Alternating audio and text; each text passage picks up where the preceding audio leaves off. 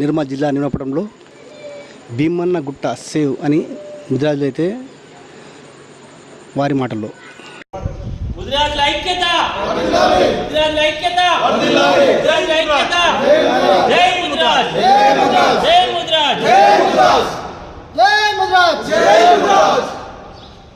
కొన్ని సంవత్సరాల నుండి నిర్మల్ ఉంటున్నటువంటి ముదిరాజులకు జీవనాధారంగా ఉన్నటువంటి బుర్జులు కానీ ఈరోజు భీమన్న గుట్ట కానీ అవన్నీ అనేకనాథకు గురై వేరే కులస్తులకు సంఘాలకు కేటాయించి మెడికల్ కాలేజీలని మెడికల్ హాస్పిటల్ని అన్నీ కట్టేసి ఈరోజు ముదిరాజులు చెట్ల మీద ఆధారపడినటువంటి ముదిరాజులు ఇలా జీవనోపాధి కోల్పోయి రోడ్డు మీదకి రావాల్సిన పరిస్థితి ఏర్పడ్డది.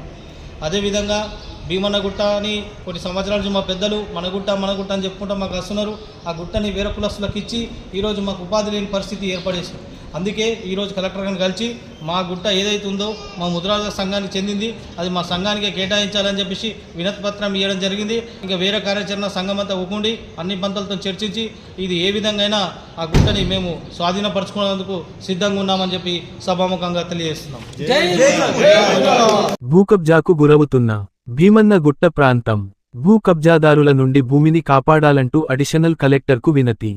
జిల్లా కలెక్టర్ కార్యాలయం ఎదుట ముదిరాజ్ కులస్తుల ఆందోళన.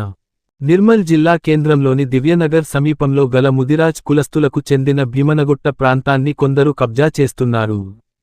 భీమన్నగుట్ట ప్రాంతంలోని కొన్ని ఎకరాల భూమిని ప్రోక్లిన్ సహాయంతో చదును చేయడం గమనించిన ముదిరాజ్ కులస్తులు దానిని అడ్డుకున్నారు.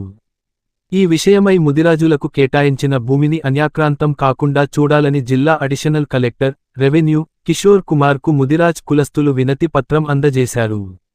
ఈ సందర్భంగా ముదిరాజులు మాట్లాడుతూ గతంలో హైకోర్టు ఉత్తర్వుల ద్వారా తమ కులస్తులకు ప్రభుత్వం భూమిని కేటాయించడం జరిగిందని ముదిరాజ్ సంఘ సభ్యులు తెలిపారు.